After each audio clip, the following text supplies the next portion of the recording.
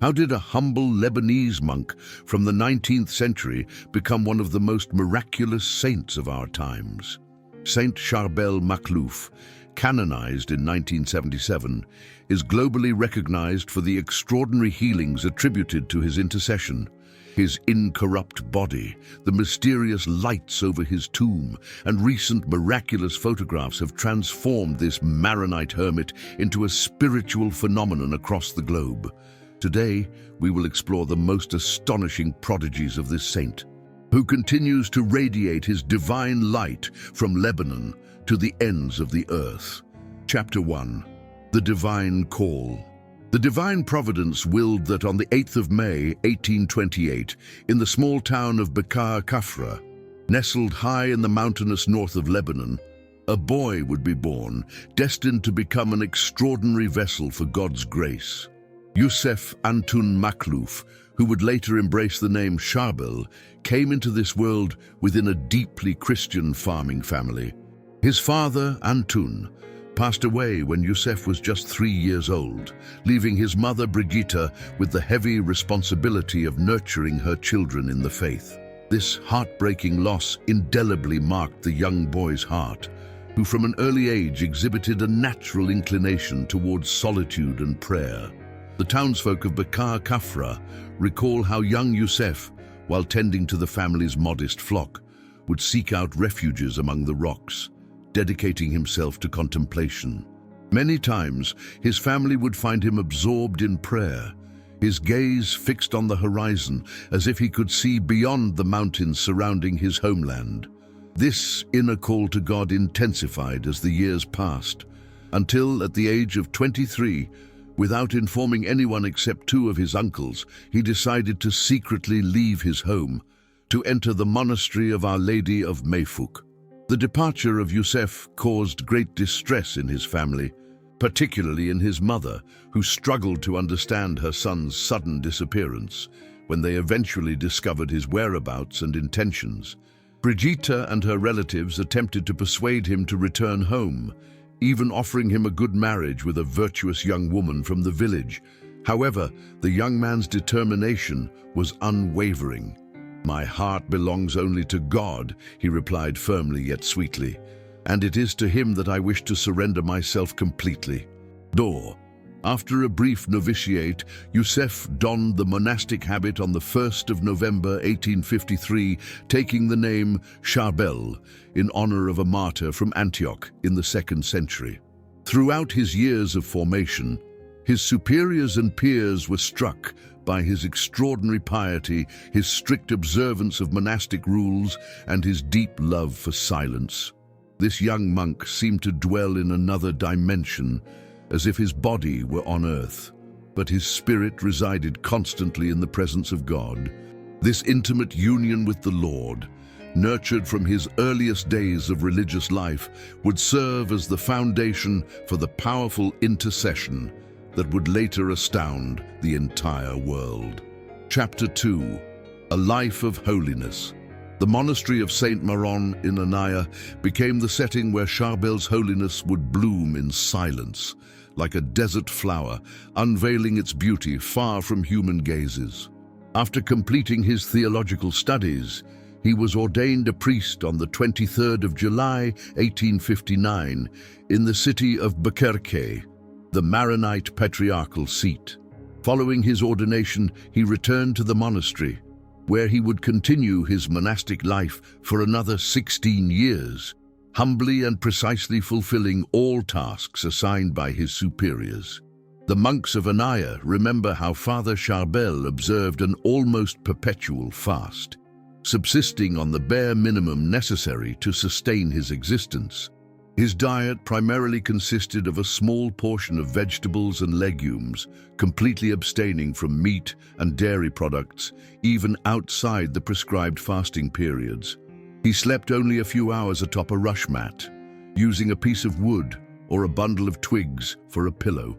His cell, devoid of any comfort, mirrored the exterior of a soul that had renounced all earthly desires, possessing solely God. Father Charbel's life of prayer astonished even his fellow community members. Accustomed to strict spiritual regimes, he would spend long hours kneeling before the Holy Eucharist, so still that many wondered if he was even breathing. During winter, when the cold in the Lebanese mountains became particularly harsh, his brothers would witness how the snow seeping through the cracks of the window would accumulate on his shoulders, as he remained in prayer, seemingly oblivious to his surroundings. His hands, calloused and cracked from the hard labor in the monastery's fields, transformed into hands raised towards heaven, in constant intercession for a world he had physically left, yet continued to carry in his heart. In 1875, sensing a deeper call to solitude, he requested permission to retreat to the hermitage of Saints Peter and Paul, located a few kilometers from the main monastery. This hermitage, built atop the ruins of an ancient Phoenician temple, provided ideal conditions for a life of absolute contemplation. There, Father Charbel would spend the last 23 years of his earthly existence, alongside two other hermits, embracing even more severe austerities. His daily schedule began at 3 a.m. with prayer, followed by the celebration of the Holy Mass at 9, which could extend for hours, especially during the moments of ecstasy he experienced during the consecration. The few witnesses privileged to attend Father Charbel's Eucharistic celebrations recount extraordinary events, recounting how on several occasions, when he elevated the consecrated host, his body would rise several centimeters off the ground, or how a supernatural light illuminated the altar, making visible the invisible, the real presence of Christ in the Eucharist. These mystical phenomena, which the humble hermit sought to conceal, were the first signs of the exceptional holiness that would soon permeate the hearts of many. Chapter 3. The Power of Intercession. Although Father Charbel constantly sought anonymity and obscurity, the fame of his holiness began to spread throughout the vicinity of Anaya even during his life. Farmers, shepherds, and villagers from neighboring towns began to flock to the hermitage, seeking his prayers, convinced that this silent monk held a privileged access to the heart of God. What began as a trickle of pilgrims soon transformed into a constant flow of people afflicted by illnesses, family troubles, or material needs, who sought the intercession of the holy hermit. One of the first documented miracles took place in the spring of 1885, during a time when a swarm of locusts threatened to destroy the crops throughout the region. Farmers, driven by desperation, turned to Father Charbel for help. After hearing their pleas, he took a handful of soil, blessed it, and instructed them to spread it around the borders of their fields, all while reciting the Our Father. Those who followed his advice watched in amazement as the locusts came to a halt in front of an invisible barrier, as if a powerful hand was holding them back. This extraordinary event, witnessed by dozens, marked the beginning of a long series of miraculous interventions attributed to his intercession. Another notable case involved Mariam Awad, a young woman from the village of Emej, who suffered from a mental illness that baffled the doctors of her time. During her episodes, Mariam would become violent, speak in strange tongues, and exhibit superhuman strength that required several men to restrain her. After fruitlessly consulting numerous physicians and even resorting to exorcisms performed by local priests, her family, as a last resort, brought her to Father Charbel. The hermit, after praying silently for a moment, placed his hands upon the young woman's head and uttered these words, "The Lord Jesus Christ, the healer of souls and bodies, frees you from all evil." Witnesses present recall that immediately Mariam collapsed to the ground, as if an enormous weight had been lifted from her. When she rose, her face showed a newfound calm and her mind clarity. From that day forward, she never experienced the symptoms of her mysterious illness again. The gift of prophecy was yet another extraordinary grace conferred upon Father Charbel. On numerous occasions, he accurately foretold future events with astonishing precision. One autumn day in 1895, while tending to the small garden of the hermitage, he suddenly stopped. Turning to his fellow monk, he said, "Pray for the Bustani family from Jabail. Before the first snows fall, death will visit their home 3 times." The other monk, surprised, relayed this message to the well-off family that was in good health. Just as Father Charbel had predicted, by the end of December of that year, 3 members of the Bustani family died under unexpected circumstances. First the father, then the eldest son, and finally the grandmother. As his reputation for holiness spread, so did his resolve to remain hidden. When pilgrims credited him with miracles accomplished through his intercession, he would invariably respond, "God is the sole author of all goodness. I am but a poor instrument in his hands, like the brush in the hands of the painter or the pen in the hands of the writer." This deep humility, along with his life of prayer and penance, made him an increasingly transparent channel of divine grace, preparing him for the mission he would fulfill after his death, to be a powerful intercessor for all of humanity. Chapter 4. The Mysterious Light. The Vigil of Christmas in 1898 marked the beginning of the celestial glorification of Father Charbel. While celebrating the Holy Mass in the small chapel of the Hermitage at the moment of elevation, he suffered a stroke. Despite the intense pain, he managed to complete the holy sacrifice before being taken to his cell, where he would remain in agony for 8 days. On December 24th, surrounded by his fellow monks and several brethren from the main monastery, he surrendered his soul to God at the age of 70, after receiving the last sacraments with a devotion that moved all present. Following monastic custom, his body was dressed in religious habit and taken to St. Maron Monastery to be buried in the community's common cemetery. It was the peak of winter, and snow blanketed the Lebanese mountains, making the descent from the hermitage to the monastery quite perilous. 4 sturdy monks carried the coffin through narrow, treacherous paths, constantly slipping on the ice. Remarkably, witnesses observed an extraordinary occurrence. Amidst the harsh terrain, the coffin appeared to miraculously lighten on the most difficult sections, as if an invisible force was supporting it. Furthermore, throughout the journey, the sky remained clear above the procession, while heavy snow continued to fall around them. Due to the relentless snowfall, digging an individual grave, as was customary, became impossible. Instead, Father Charbel's body was placed in a common grave, where the bodies of monks who died during winter were temporarily housed, to be transferred to individual graves when the weather improved. This grave, dug into the earth and covered with large stone slabs, was located at the far end of the monastery cemetery, partially shielded by a wall that separated it from the main path. On the very night of his burial, inhabitants from nearby villages began to witness an inexplicable phenomenon, a shining light, resembling a powerful beacon, emanated from the monastery cemetery. Initially thinking it might be a fire, several neighbors hurried to alert the monks.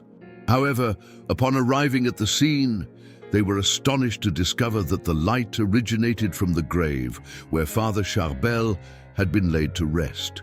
This mysterious glow, described by some witnesses as brighter than 100 candles, and others as similar to the full moon concentrated in a single point, manifested each night, beginning at dusk and disappearing with the first light of dawn.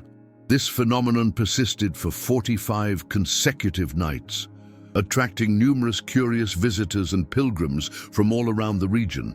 Initially skeptical, ecclesiastical authorities sent investigation teams to verify the reality of the prodigy. Even some officials from the Ottoman army, which occupied Lebanon at that time, came to the site, suspecting it might be luminous signals used by spies or revolutionaries. After thoroughly inspecting the cemetery and placing guards around, they had to admit that the phenomenon defied any natural explanation. This luminous manifestation over Father Charbel's tomb recalled the ancient Christian symbol of light, representing Christ's presence, the light of the world, in his saints. It was as if God himself wanted to signal to the faithful that this humble hermit, who had lived hidden from the eyes of the world, was now a resplendent light in the kingdom of heaven. The Maronite patriarch, after being informed of these remarkable events, ordered that all accounts related to this supernatural phenomenon be carefully documented, thus initiating the process that would ultimately lead to the beatification and canonization of Saint Charbel. Chapter 5. The Incorrupt Body. The spring of 1899 brought torrential rains that flooded parts of the cemetery at St. Maron's Monastery. The superior, worried about the condition of the graves, commanded the exhumation of the bodies buried in the common grave, so they could be relocated to drier, safer places. The monks were astonished when, upon opening the tomb that held Father Charbel, they found his body completely incorrupt, despite the fact that 4 months had already passed since his passing and the tomb was filled with water and mud. Even more astonishing, as they extracted his body, they observed that a transparent liquid was emanating from it, carrying a soft aroma of roses, soaking his garments and flowing constantly. The district physician, Dr. Georges Chicrala, was summoned to examine this inexplicable phenomenon. After a thorough investigation, he concluded that there was no scientific explanation for such a state of preservation.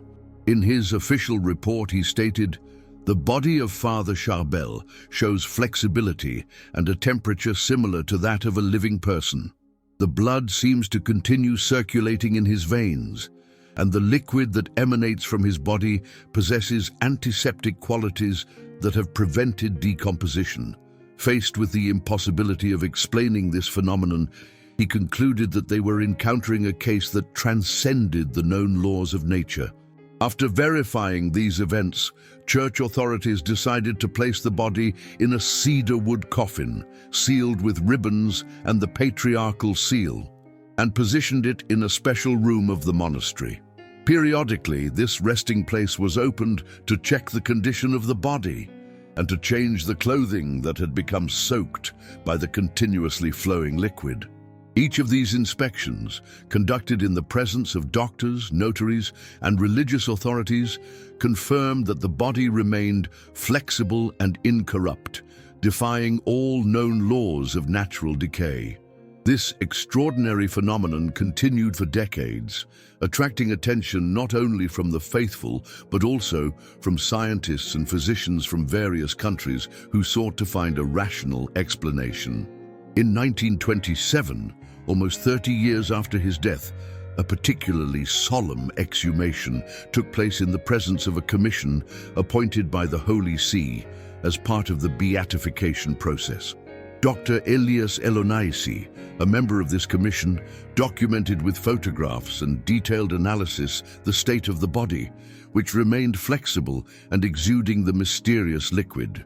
In his official report, he declared, "After examining the corpse of Father Charbel, I can swear that his state of preservation cannot be explained by any known natural process recognized by current medical science." The liquid emanating from the body soon became famous for having healing properties. Countless sick individuals who applied cloths soaked in this liquid to their affected body parts experienced unexplainable healings. One notable case involved Muntaha Daher, a woman from Batroun who suffered from progressive blindness due to advanced glaucoma. After doctors informed her that she would completely lose her sight within weeks, she desperately turned to the monastery.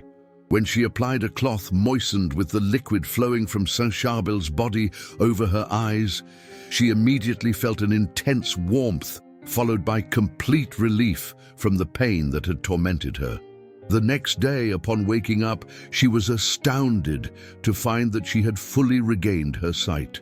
The ophthalmologists who later examined her found no trace of the disease that had nearly left her blind. After several decades, in 1965, the phenomenon of the liquid gradually ceased, and the body began to show signs of natural mummification. However, the fact that it had remained incorrupt for nearly 70 years under conditions that would have caused decomposition in just a matter of days stands as one of the most extraordinary miracles associated with Saint Charbel. This visible sign of sanctity, similar to that of other saints such as Saint Bernadette Soubirous or Saint John Bosco, was interpreted by the faithful as a divine confirmation of the heroic, virtuous life of the Lebanese hermit, and an invitation to seek his powerful intercession. Chapter 6. Miraculous Healings. From 1950 onward, pilgrimages to St. Maron's Monastery in Anaya experienced exponential growth, driven by numerous testimonies of healings attributed to the intercession of Father Charbel. The fame of these wonders transcended the borders of Lebanon, attracting the sick from Syria, Jordan, Egypt, and other Middle Eastern countries. The church authorities, understanding the importance of adequately documenting these cases, established a special commission tasked with collecting testimonies and medically verifying the alleged miraculous healings. Among the first rigorously documented cases was that of Alessandro Obeid, a carpenter from Batroun, who in 1951 suffered a severe workplace accident that severed 4 fingers from his right hand. The doctors at a Beirut hospital, after attempting unsuccessfully to reattach the amputated fingers, informed him that the mutilation would be permanent and that he would have to adapt to living with this disability. Desperate at the thought of never being able to return to his trade, Alessandro visited the tomb of Father Charbel, where he spent the entire night praying. During his vigil, he reported seeing the hermit approach him, smiling, touching his injured hand and saying, "Have faith, my son. Faith moves mountains." The next morning, to the astonishment of the monks who found him sleeping next to the tomb, Alessandro displayed 4 perfectly formed fingers on his right hand, complete with fully functional nails and joints. The doctors who had previously treated him, including some who were not Christians, had to admit that such regeneration of amputated limbs defied all known medical laws. Equally astonishing was the case of Iskandar Obeid, not related to Alessandro, a middle-aged man suffering from terminal laryngeal cancer. After undergoing multiple treatments at the best hospitals in Beirut and Damascus, specialists informed him that he had just weeks to live. His wife, devoted to Father Charbel, insisted on bringing him to the monastery despite his extreme weakness. For 3 days, they remained by the tomb, praying and applying cloths soaked in oil from the lamp that burned before the hermit's remains. On the 3rd day, Iskandar experienced a violent cough that expelled a bloody mass, after which he felt immediate relief and regained his ability to speak and swallow normally. Upon returning to Beirut for a follow-up medical examination, the oncologists were perplexed as they found no trace of the tumor that weeks earlier had completely invaded his larynx. Dr. Najib Khouri, the lead physician treating him, stated in the official report, "There is no medical explanation for the complete and sudden disappearance of a carcinoma in such an advanced state. This case contradicts all known principles of oncology." The news of these extraordinary healings spread rapidly, first through word of mouth and later through articles in Lebanese and international press. In 1954, the French newspaper Le Figaro sent a special correspondent, Pierre Duchesne, to investigate these phenomena. His report, titled "The Saint Who Heals," presented a series of medically verified cases with journalistic objectivity, concluding that, regardless of personal beliefs, the facts demonstrate that something extraordinary is happening in Anaya. A particularly notable aspect of these miracles was that they were not limited solely to Catholic or even Christian faithful. Numerous Muslims, Druze, and Jews also received healings through the intercession of Father Charbel. Such was the case for Mahmoud Hamoud, an imam from a village near Tripoli, who suffered from a progressive paralysis caused by multiple sclerosis. After traditional medicine and modern treatments failed to halt the progression of his disease, he decided, encouraged by a Christian neighbor, to visit the tomb of the Maronite monk.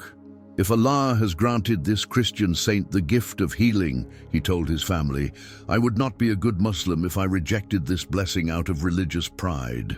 His healing, which occurred suddenly while he was praying according to his own Islamic tradition beside the tomb of Saint Charbel, caused great shock in both religious communities and became a symbol of the universality of sanctity that transcends denominational boundaries.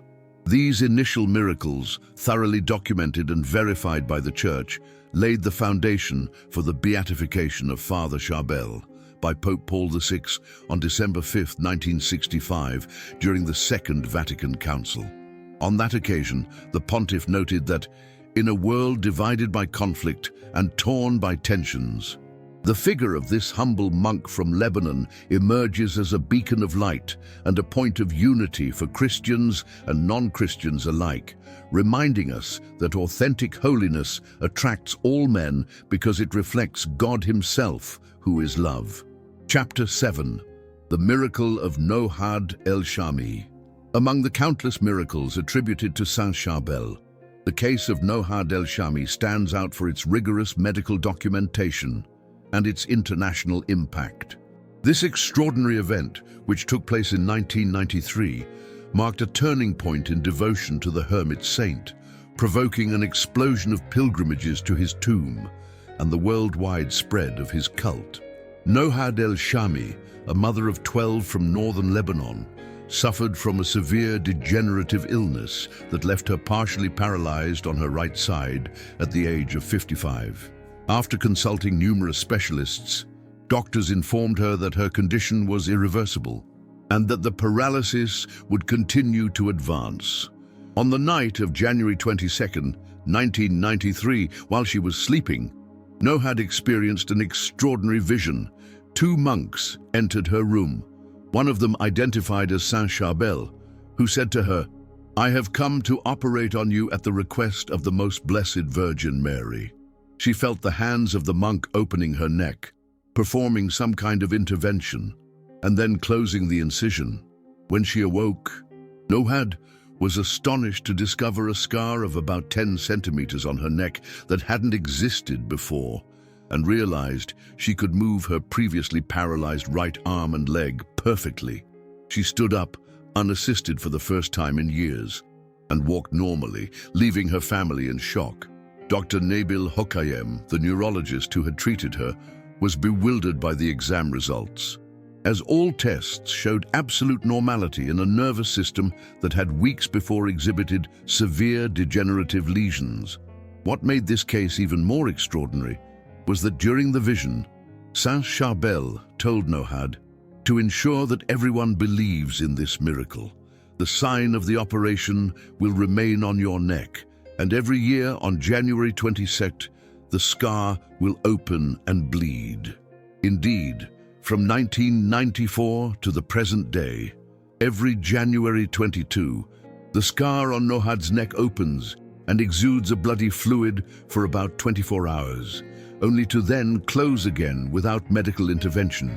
This phenomenon has been documented by medical teams and television crews from around the world. The impact of Nohad el-Shami's miracle exceeded all expectations.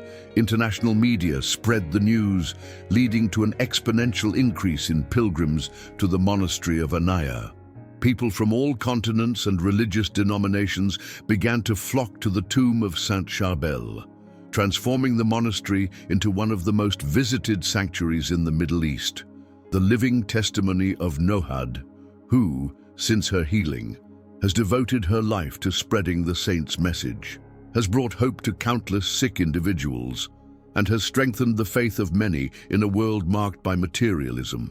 As the Maronite patriarch expressed, the miracle of Nohad is a reminder that God continues to perform wonders in our time, and that holiness remains a transformative force in our world. Chapter 8. Contemporary Miracles. The The canonization of Saint Charbel in 1977 by Pope Paul VI, far from marking the end of his miraculous activity, seemed to intensify it. Since then, up to the present day, testimonies of extraordinary favors obtained through his intercession have continued to multiply, creating what some have referred to as the Charbel phenomenon. The Center for Studies and Research on Saint Charbel, established at the monastery of Anaya, records thousands of testimonies each year from 5 continents, many accompanied by medical documentation certifying their inexplicability from a scientific perspective. Raymond Nader, a Lebanese electronic engineer and confessed skeptic, experienced a radical conversion in 1994 after a mystical encounter with Saint Charbel at the Hermitage in Anaya. One night, while deep in solitary meditation at that sacred place, Saint Charbel felt a powerful presence surrounding him, and he saw an intense light taking the shape of the holy hermit. The next day, to his astonishment, he discovered 5 imprints resembling burns on his shoulder, forming a perfect hand, as if someone had touched him with a glowing hand. These marks, examined by dermatologists, displayed the characteristics of real burns, but with no apparent physical cause. Even more astonishing, these marks would disappear and reappear periodically, often coinciding with significant liturgical celebrations. Transforming from this experience, Raymond founded the spiritual family of Saint Charbel, a movement dedicated to promoting prayer and Christian values in the spirit of this humble Lebanese saint. In 2003, a heart-wrenching case captured public attention in Mexico. The story of Maria Gomez, a 7-year-old girl diagnosed with terminal acute lymphoblastic leukemia. When doctors at Children's Hospital in Mexico City informed her parents that no treatments existed and that their daughter would pass away within weeks, a Maronite priest serving as a chaplain shared the story of Saint Charbel with them. He gifted them a relic, a piece of cloth that had touched the saint's tomb. They placed this relic under Maria's pillow and began praying a novena. By the 3rd day, the little girl, who had been bedridden and nearly unconscious for weeks, suddenly sat up in her bed asking for food. Medical tests conducted by initially skeptical doctors revealed a complete disappearance of cancer cells and normalized blood parameters.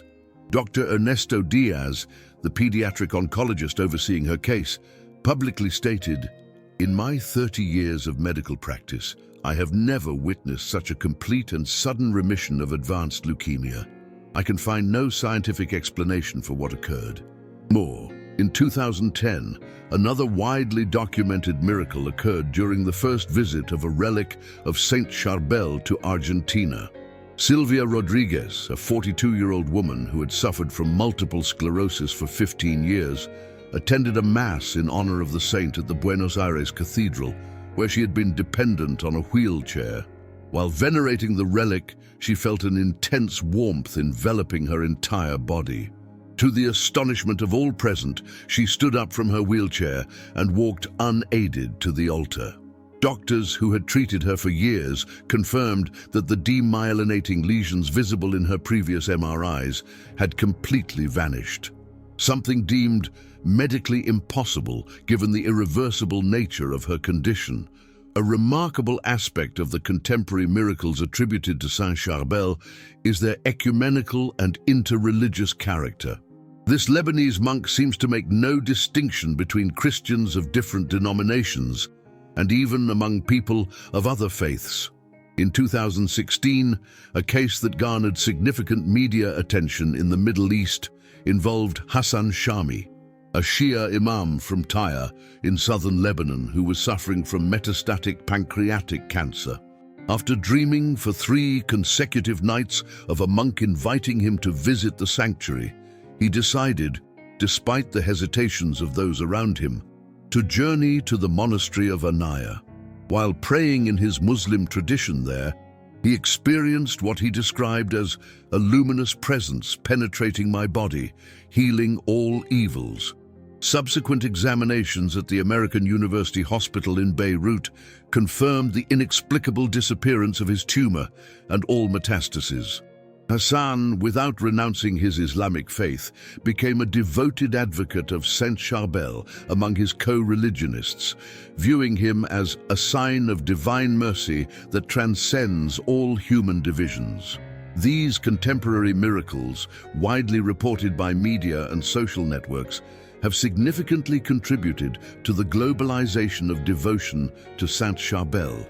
What had been primarily a local Lebanese cult, or limited to the Maronite diaspora for decades, has transformed into a global spiritual phenomenon. Parishes dedicated to Saint Charbel have emerged in diverse countries, such as Brazil, Australia, Canada, France, and the Philippines. His image is venerated in shrines around the world, and his intercession is invoked by millions who find in this humble hermit a powerful ally in their spiritual and material needs. In Chapter 9, we explore the inexplicable phenomena, miraculous photographs and other supernatural events associated with his devotion. Among the numerous extraordinary phenomena linked to Saint Charbel, one of the most surprising is the phenomenon of miraculous photographs. This phenomenon began in the 1990s and has been studied by photography experts with no scientific explanation found. It all started in May 1990 when photographer Joseph Aoun, while developing images from a ceremony at Anaya, discovered the luminous figure of an elderly monk who had not been present during the capture. Since then, hundreds of visitors have captured similar images, luminous silhouettes or halos of light that have been analyzed and revealed features matching those of the saintly hermit. With the advent of the digital age, many expected this phenomenon would cease, but appearances in digital photographs not only continued but increased. Numerous images taken with modern devices that initially showed nothing unusual later revealed the figure of the saint, as if he had materialized in the image after it was captured. Engineers from companies like Canon and Nikon have stated that such phenomena contradict the basic principles of digital photography. Another inexplicable phenomenon involves miraculous oils. In thousands of homes, images of Saint Charbel have begun to inexplicably exude a fragrant, oily liquid resembling roses or incense. Chemical analyses have identified this liquid as being similar to olive oil, but with a unique molecular composition. Scientific studies indicate that the phenomenon contradicts known physical laws, as the quantity of oil produced far exceeds the total mass of the image. Equally extraordinary are the olfactory apparitions, when people praying to Saint Charbel suddenly perceive intense aromas of roses, incense, or Lebanese cedar, in places where natural presence of such fragrances is impossible. These scientifically documented phenomena serve as visible signs for believers, showcasing the active presence of the saint in our world. Chapter 10. The Universal Saint 1. Remarkable characteristic of the devotion to Saint Charbel is its extraordinary universality. While many saints have a following limited to specific regions or cultural contexts, the Lebanese hermit has transcended all boundaries, becoming a global spiritual phenomenon. This universality, exceptional even by the standards of the Catholic Church, somehow reflects the very essence of the evangelical message that Saint Charbel embodied throughout his life. The international expansion of his devotion began primarily through the Lebanese diaspora. Lebanese immigrants settled in countries like Brazil, Argentina, the United States, Canada, Australia, and various nations in Europe and Africa, bringing with them the deep-rooted devotion to the hermit saint as part of their cultural heritage. However, what is truly extraordinary is how this devotion transcended the limits of the Lebanese community, extending to individuals without any ethnic or cultural connection to Lebanon. In Mexico, a country with no significant Lebanese community, the devotion to Saint Charbel surprisingly expanded since 1995. Today, more than 200 parishes across Mexico have chapels dedicated to the saint, and his feast is celebrated with massive processions in several major cities. Similar phenomena occurred in the Philippines, where the Basilica of Saint Charbel in Manila has become one of the most visited sanctuaries in the country, attracting not only Catholics, but also Muslims from Mindanao and Buddhists from the Chinese community. In Arab countries, Saint Charbel has become a symbol of peaceful coexistence among religious communities. His sanctuary in Anaya attracts Christians of all denominations, as well as Sunni, Shia, and Druze Muslims. In Indonesia, the country with the largest Muslim population in the world, thousands of people from various religions come to venerate images of the saint that have inexplicably begun to exude oil. Local Muslim authorities have adopted a respectful attitude toward this phenomenon, recognizing it as a spiritual manifestation that transcends religious borders. This universality of Saint Charbel is also reflected in the diverse range of people who seek his intercession. Those who come to him include the sick seeking healing, students looking for guidance, entrepreneurs searching for success, couples facing marriage difficulties, young people in search of their calling, and individuals struggling with addictions or depression. The figure of the hermit saint seems to have become a universal intercessor, capable of understanding all forms of human suffering. Pope Francis highlighted this aspect during an audience with Lebanese pilgrims, stating, "The figure of Saint Charbel reminds us that true holiness knows no boundaries, acting as a bridge between cultures and religions. At a time when many use religion to divide, this humble Lebanese monk shows us that the genuine experience of God always leads to universal brotherhood." This ability to transcend cultural and religious divisions makes Saint Charbel a particularly relevant model for our times, a living example of how authentic holiness possesses the power to unite what human limitations often separate. Chapter 11. The Spiritual Legacy. Although Saint Charbel left behind no writings or delivered public speeches, his silent life serves as a powerful lesson for the contemporary world. His spiritual legacy, conveyed through his example and the testimonies of those who knew him, offers us a pathway to live our faith authentically during these tumultuous times. The hermit saint teaches us, above all, the value of silence and solitude as privileged spaces for encountering God. In an era characterized by constant noise and hyperconnectivity, Saint Charbel reminds us that the soul needs moments of solitude to hear the divine voice that speaks within the depths of our hearts.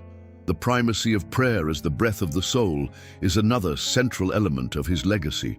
For Saint Charbel, prayer was not just one activity among many, but rather the element that infused his entire existence, turning every moment and every action into communion with God. This continuous prayer manifested both in liturgical celebrations and the humblest tasks of everyday life. As one monk who lived alongside him remarked, "For Father Charbel, ploughing the earth or repairing the roof were acts of prayer as valid as celebrating the Holy Mass." Authentic humility also distinguishes Saint Charbel's spirituality. In a world consumed by self-affirmation and recognition, the hermit saint deliberately chose a life of obscurity and anonymity. His humility was not a mere outward pose, but rather an authentic expression of a deep awareness of God's grandeur and the creature's humble existence. As Pope Paul VI expressed during his canonization, in Saint Charbel, we witness the miracle of a man who became so small before God that God made him great before men. Austerity and detachment from material goods complement his spiritual testimony. His life of radical poverty stemmed not from disdain for creation, but from an inner freedom that allowed him to use the goods of this world without becoming attached to them. In a consumer society where possession threatens to overshadow being, Saint Charbel invites us to rediscover the freedom that comes from detachment and the sufficiency of the essentials. The truly rich man is not the one who owns many things, but the one to whom few things suffice, he used to say. Finally, a profound love for the Eucharist serves as the luminous center of Saint Charbel's spiritual legacy. For him, the Holy Mass was the pinnacle of each day, where he immersed himself so deeply in the mystery that he would often enter into ecstasy. This spiritual legacy of Saint Charbel continues to transform lives and nourish the hope of millions worldwide, perhaps becoming his greatest miracle, his ability to inspire conversions and draw souls closer to God. Long after his physical death. Chapter 12. Prayer to Saint Charbel. O glorious Saint Charbel, monk and hermit of Lebanon, whom God has glorified through countless miracles, hear my humble plea. You who lived in silence, austerity, and continuous prayer, grant me the grace to find God in the stillness of my heart. Help me cultivate true humility, detachment from the material, and a fervent love for the Eucharist that marked your holy life. Powerful intercessor before the divine throne, have compassion on my present need. You, who were sensitive to the suffering of your brothers in life, and now continue to pour blessings upon the earth from the heavens, present my request to divine mercy. Here, express the request. But above all, grant me the grace to live and die in the love of God, faithfully fulfilling His will in all circumstances. Protector of the afflicted and a beacon of light for the universal church. Intercede for peace in the Middle East and throughout the world. May your example inspire many to pursue the path of sanctity, and may your intercession bring comfort to the sick, hope to the desperate, and strength to the weak. Saint Charbel, pray for us, that we may be worthy of the promises of our Lord Jesus Christ. Amen.